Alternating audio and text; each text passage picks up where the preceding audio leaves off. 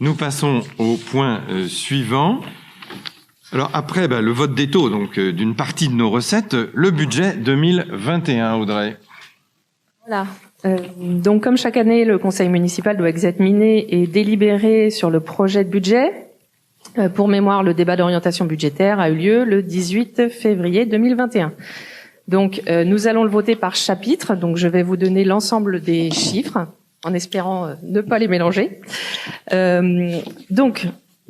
Pour la section de fonctionnement, nous avons sur les charges à caractère général en dépenses inscrit 1 970 000 euros. Donc ça, c'est bien identique à l'exécution budgétaire 2020, comme nous l'avions annoncé lors du débat d'orientation budgétaire. Pour les frais de personnel et charges assimilées, 4 150 000 euros, donc qui prennent bien en compte les embauches et les différentes évolutions vues également au débat. Atténuation de charges, 179 375 euros. Autres charges de gestion courante, 529 276 euros, donc notamment à l'intérieur les subventions, le CCAS. Les charges financières, donc nos intérêts d'emprunt, donc 95 000 euros. En charges exceptionnelles, 5 000 euros. Et en dépenses imprévues, 97 109 euros 28. Sur les recettes, donc nous avons les atténuations de charges pour 40 000 euros, les ventes produits fabriqués et prestations de services, donc nos services, les facturations notamment scolaires, donc 737 000 euros. Sur le chapitre impôts et taxes, 4 983 660 euros. Sur les dotations, subventions, participations, 1 495 174 euros. Les autres produits de gestion courante, 90 000 euros. Et en produits exceptionnels, 20 000 euros. Donc ça, c'est pour les opérations réelles. Sur les opérations d'ordre, donc nous avons le résultat antérieur reporté, donc vu dans les délibérations précédentes, 201 816 euros 28. Le virement à la section d'investissement, 135 000 euros. Les opérations d'ordre de transfert, donc ça c'est nos amortissements, 407 890 euros, ce qui fait donc un équilibre à 7 568 650 euros et 28 centimes. Ensuite, pour la section d'investissement, donc en dépenses, nous avons 3 lignes d'immobilisation, donc les incorporels 204 890 71.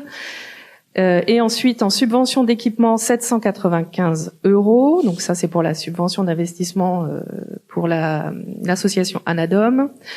Nous avons en corporel 767 692 euros 16. Et pour les immobilisations en cours, 1 188 243 euros 76. Sur les lignes des emprunts, donc deux côtés. En dépenses, 295 165, ça c'est le remboursement du capital de la dette de notre emprunt actuel. Et donc nous prévoyons 500 000 euros cette année pour le nouvel emprunt en recettes. Pour les participations et créances rattachées, donc 300 euros. Les dépenses imprévues en dépenses, 95 167,95 euros. Et une dotation fonds divers et réserves de 1709,84 euros qui sera présentée en délibération tout à l'heure pour régler une ligne du CIVOM.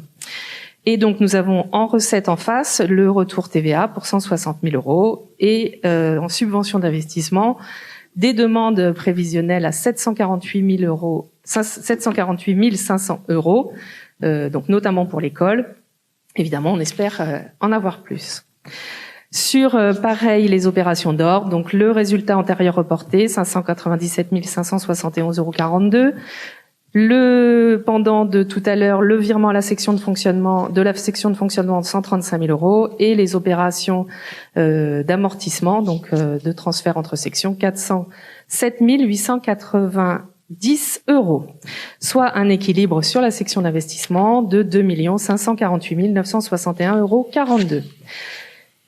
Il est donc proposé au conseil municipal, vu l'avis de la commission affaires générales du 17 mars 2021, donc d'approuver le projet de budget primitif 2021 du budget principal, par chapitre tant en fonctionnement qu'en investissement, et d'autoriser monsieur le maire à engager les dépenses et recettes et à accomplir toutes les formalités nécessaires à la mise en œuvre de la présente délibération. Y a-t-il des demandes d'intervention? Explication. Oui, madame Pavageau. Merci, monsieur le maire. Alors, dans la lignée de la délibération précédente, la mauvaise gestion de notre commune ces dernières années a considérablement réduit nos marges de manœuvre en mettant presque à néant notre épargne nette. Vous avez l'obligation d'endetter la commune à un niveau supérieur à ce qu'il aurait été avec un autofinancement correct pour la construction de la nouvelle école. Sachant que la commune a encore une dette de 270 000 € liée au capital et intérêts restants dus des emprunts en cours, nous craignons d'ailleurs que nous ne soyons seulement qu'au début d'un processus où il faudra plus de recettes pour financer ce qui nous semble une grave erreur qui pèsera longtemps sur les comptes de la commune. Dans le contexte actuel où l'État, déjà très endetté, injecte de l'argent en masse pour soutenir le tissu économique, il nous faut être très vigilants quant à une baisse possible des dotations dans le futur. Par ces temps extrêmes difficiles pour beaucoup de nos concitoyens, il est surprenant de voir qu'à Bouaye, la crise n'aura pas lieu et que les difficultés semblent s'arrêter aux portes de la commune. N'importe quel particulier dirait, pour parler trivialement, nous vivons au-dessus de nos moyens. Et si nous ne voulons pas aller dans le mur, des décisions importantes doivent être prises très rapidement pour anticiper le futur, comme baisser les charges à caractère général et limiter les dépenses de personnel. Ce n'est malheureusement pas la direction qui a été choisie dans ce budget. D'autre part, il faut négocier le plus de subventions possible. Quel service est chargé de cela au sein de la mairie ? Nous souhaiterions être informés des demandes de subventions faites lors de lancement de nouveaux projets d'investissement. Est-ce que vous mutualisez les marchés, renégociez les prêts, les contrats d'assurance ? Il faut aussi faire une feuille de route à l'intention de tous les services pour les inciter à dépenser au plus juste, car c'est de l'argent public, l'argent de nos concitoyens qui est utilisé. Ce budget ne prend pas la mesure de la situation financière préoccupante de la commune et n'offre pas de vision claire sur l'avenir. Il traduit un manque d'ambition réelle pour nos citoyens beaucéens. Pour toutes ces raisons, nous ne voterons pas ce budget. Beaucoup d'excès quand même dans votre intervention, mais je vais vous apporter quelques éléments de réponse. Mauvaise gestion, dites-vous, depuis des années. On a expliqué tout à l'heure que 13 années sans augmentation des taux d'imposition communaux. Regardez sur les communes de l'agglomération nantaise, je pense qu'on n'est pas beaucoup à avoir tenu 13 ans sans augmentation des taux, quelle que soit la taille de la commune et sa couleur politique d'ailleurs. Mais sur l'endettement, on l'a présenté, et c'est pas vieux, c'était au dernier débat d'orientation budgétaire, donc on a tous partagé ces éléments-là, Madame Guittonneau nous les a donnés. Vous le savez, nous avons, alors c'est répertorié dans les indicateurs qui classent les communes, nous avons une commune qui est très peu endettée, grâce peut-être à une mauvaise gestion, ou moi j'ai plutôt tendance à croire à une bonne gestion ces dernières années.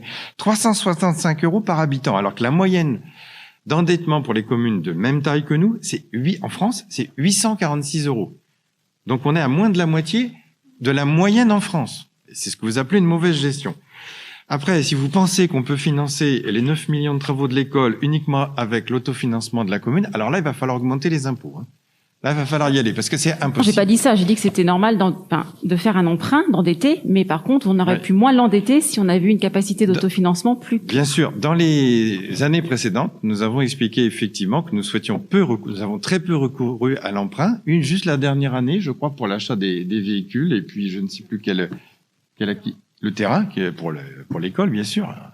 Une école qui va durer des dizaines, et on espère une centaine d'années, donc on peut effectivement acheter le terrain avec de l'emprunt, ça permet de diluer comme ça la charge. Nous avons, à part cet exemple-là, nous n'avons pas recouru, dans le mandat précédent, à l'emprunt, de façon à se garder des capacités, parce que nous savions que nous allions avoir à emprunter de façon plus conséquente durant ce mandat, donc là, il n'y a pas de surprise. Et qui est Covid ou pas Covid, c'était prévu. Ça, la gestion, c'est de prévoir. Donc, et Jacques, oui, sans recourir à l'emprunt, sur les dernières années, alors moi je ne peux parler que du dernier mandat, mais oui, on a réussi à faire en moyenne 1 400 000 € d'investissement. Donc une mauvaise gestion ne nous aurait pas permis cela. Un petit emprunt de 200 et quelques mille à la fin du mandat. Et ce qu'on vous a présenté tout à l'heure, c'est de nouveau 1 700 000 € d'investissement cette année. Donc, ensuite, par rapport à tout ce que vous faites remarquer sur les services, on est dans cet esprit-là, bien évidemment. Les services sont mobilisés par notre directrice générale des services dans cet esprit. Qui suit les subventions quand il y a des projets? Le service qui est concerné. Donc, en fait, toutes les directions peuvent être amenées en fonction de la thématique du projet à suivre les demandes de subvention. Je viens récemment de signer un courrier par rapport au projet d'équipement informatique des écoles. Eh bien, c'est la direction enfance-jeunesse qui suit. Pour l'école, bien évidemment, ça va être la direction des services techniques. Pour l'étude que nous faisons dans le cadre de l'appel à manifestation d'intérêt Cœur de Bourg, c'est la direction aménagement du territoire. Donc, toutes les directions sont amenées à monter des dossiers de subvention sur les sujets qu'elles suivent. La transparence que vous demandez, elle existe. Elle est même obligatoire, puisque chaque demande de subvention fait nécessairement l'objet d'un passage ici au conseil municipal. Donc, avant en commission. Donc, vous pouvez poser toutes les questions et on se fera un plaisir de pouvoir apporter toutes les réponses. C'est une obligation. On ne peut pas demander de subvention sans le feu vert du conseil. Donc, ça a toujours été comme ça. On va continuer comme ça. Il y a une transparence totale qui répondra, je pense, pleinement à vos interrogations. Et après le renouvellement des contrats ou les renégociations, on y est. On aura à la fin de cette année à renégocier notre contrat d'assurance. On va devoir renégocier le contrat pour les photocopieurs. Enfin, on est à fond là-dedans. Et puis, on va créer plus de marchés publics que nous n'en avions. Nous en avons quelques-uns, mais on pense qu'on peut aller encore plus loin pour essayer de faire des économies. Donc, on est complètement dans cet esprit-là, si ça peut vous rassurer. Je ne sais pas si j'ai oublié des choses. Peut-être, Audrey, non, je ne sais pas. Non, on a donné les éléments. Voilà ce que je pouvais vous apporter comme réponse. S'il n'y a pas d'autres interventions sur ce budget qui, vous voyez, il dépasse aujourd'hui, quand on cumule fonctionnement et investissement, nous dépassons les 10 millions d'euros. Je mets aux voix qui s'abstient, qui vote contre, 1, 2, 3, 4, 5, 6, et qui vote pour.